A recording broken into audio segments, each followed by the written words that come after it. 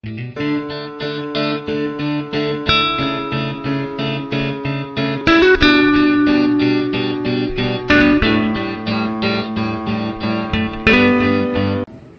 warahmatullahi wabarakatuh. Selamat sore, salam sejahtera bagi kita semua.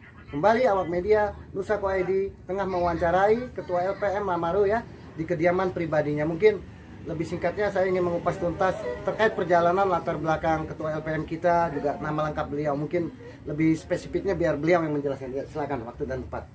Ya, terima kasih. Yang pertama, nama saya Sofyan Jufri SH, sarjana hukum, kebetulan alumni Fakultas Hukum Unmul.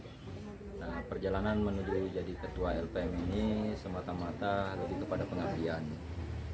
Bentuk ucapan terima kasih saya ke kampung saya di Lamaru. Kami di sini sudah cukup lama beranak pinak, dan menjadi ketua LPM ini prosesnya sebenarnya saya juga tidak merencanakan, namun sebagaimana derasnya arus dukungan daripada ketua-ketua RT yang memilih, pada akhirnya berbondong-bondong ke rumah meminta agar saya untuk maju di pemilihan ketua LPM ini. Karena memang sebelumnya juga saya adalah mantan ketua RT 6 satu periode. Setelah itu saya dicalonkan untuk jadi ketua LPM, dan alhamdulillah teman-teman menginginkan amanah tongkat estafet kepemimpinan LPM sebelumnya saya pegang kembali sehingga sampai pada saat ini.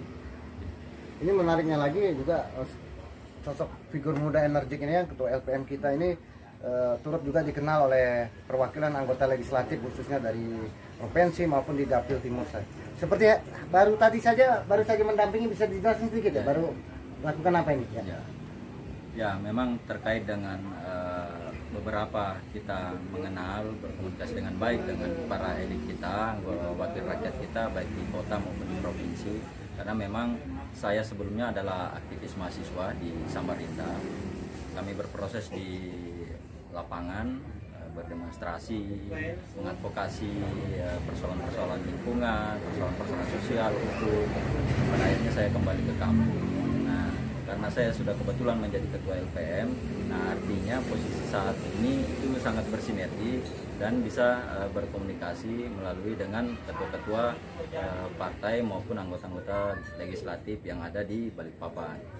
Nah, tentu ini menjadi poin plus bagi kita sebagai ketua LPM yang memang sebagai jalan sangat agak dipermudah untuk berkomunikasi dengan beberapa legislatif yang ada di Balikpapan ini. Nah, tadi kebetulan juga kita dari mendampingi, saya aktif mendampingi setiap kegiatan-kegiatan reses, karena reses ini adalah serap aspirasi, di mana disitulah kita ketahui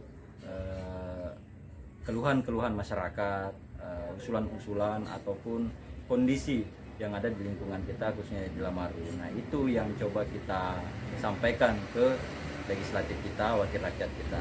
Melalui proses itu ya mudah-mudahan nantinya ke depan apa yang telah diserap dan itu bisa direalisasikan oleh anggota-anggota DPR kita yang memang karena ini lagi momentum reses beberapa titik.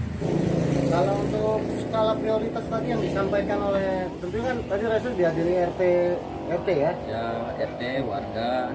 Nah, skala prioritas yang diusulkan rata-rata masyarakat itu apa? Perbaikan jalan atau bagaimana tadi yang diharapkan sekali?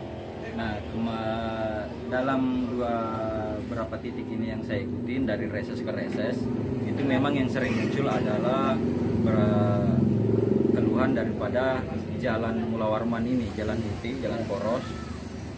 Waktu itu belum lebar, dan alhamdulillah sekarang terima kasih banyak kepada DPRD provinsi kita telah merealisasikan jalan sudah kita rasakan mulus dan juga makin lebar, karena memang kondisi di Lamaru khususnya juga di Balikpapan Timur ini jalanan ini yang kecil, sementara di sisi lain arus lalu lintas sudah mulai padat, mana juga wilayah Balikpapan Timur khususnya Lamaru ini sudah cukup berkembang.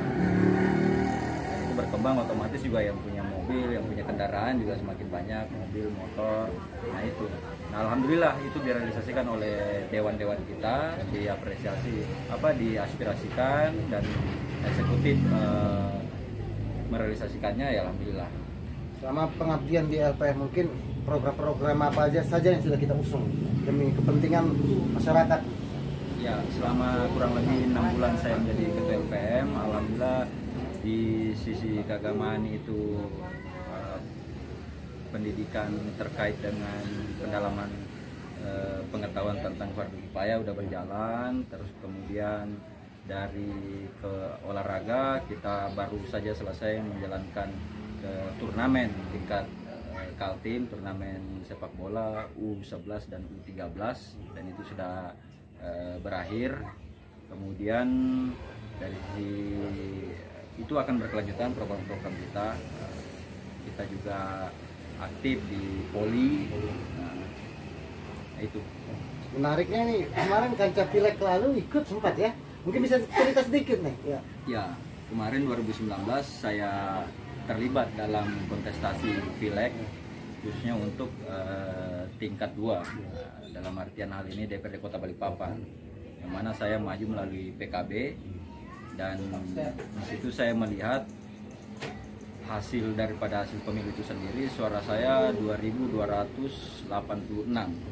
Dalam artian saya melihat seorang anak nelayan ini yang orang pinggiran mendapat suara 2.286 itu sebuah penghargaan besar bagi saya, dan saya harus sadar bahwa itulah harapan dari masyarakat Balikpapan Timur ini, menginginkan figur-figur muda yang energik dan juga memang punya kapasitas.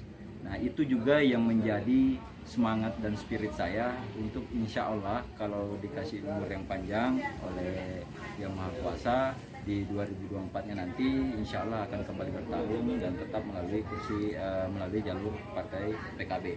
Artinya ya, niatan beliau sungguh mulia, walaupun kegagalan bukan arti kekalahan, tapi bisa saja kegagalan untuk kedepannya menjadi suatu kemenangan. Kita doakan saja ya ketua LPM kita ini terpilih, supaya juga masyarakat sini memiliki perwakilan ya dalam maru dan menyampaikan aspirasi. Insya Allah beliau akan amanah, apalagi beliau juga terlahir di wilayah sini, putra daerah sinilah lokalnya.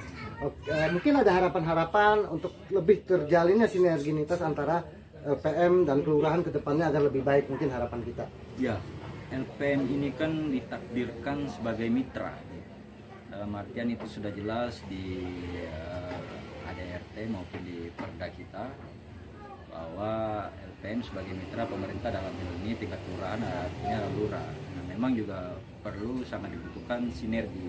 Nah, kalau misalnya tidak ada saling koordinasi, program-program juga tidak berjalan dengan baik. Mungkin berjalan tetapi kurang maksimal, karena kalau tidak ada koordinasi, untuk apa ada LPM? Nah, LPM ini juga sebagai lembaga pemberdayaan dan tentu juga sedikit banyaknya akan membantu proses terrealisasinya program-program dari pemerintah, dalam hal ini lurah. Nah, itu yang kami butuhkan dalam hal ini, koordinasi saja.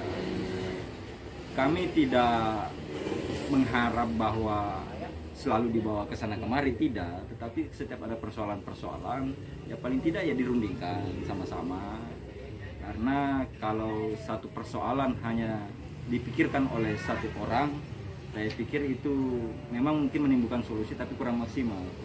Tapi kalau suatu persoalan kita pikirkan bersama-sama, insya Allah hasilnya bisa maksimal, dan itu juga terasa itu hasilnya, kita bisa rasakan bersama. Negara kita saja jadi pikirkan dari sekian banyak menteri, satu presiden dibantu dengan sekian banyak menteri dan seluruh partai. Nah, seluruh partai dalam hal ini perpanjangan tangan daripada partai itu sendiri, para anggota-anggota DPR kita yang lintas partai itu. Tentu intinya adalah untuk membangun. Gitu. Demikian ya wawancara menarik kita ya dengan tokoh-tokoh seputar di Balikpapan Timur. Oke pemirsa, ikuti terus ya perkembangan, pelaporan, informasi langsung dari Nusako ID, khususnya di Kota Balikpapan maupun di sekitarnya. Assalamualaikum warahmatullahi wabarakatuh. Selamat sore, salam sejahtera bagi kita semua.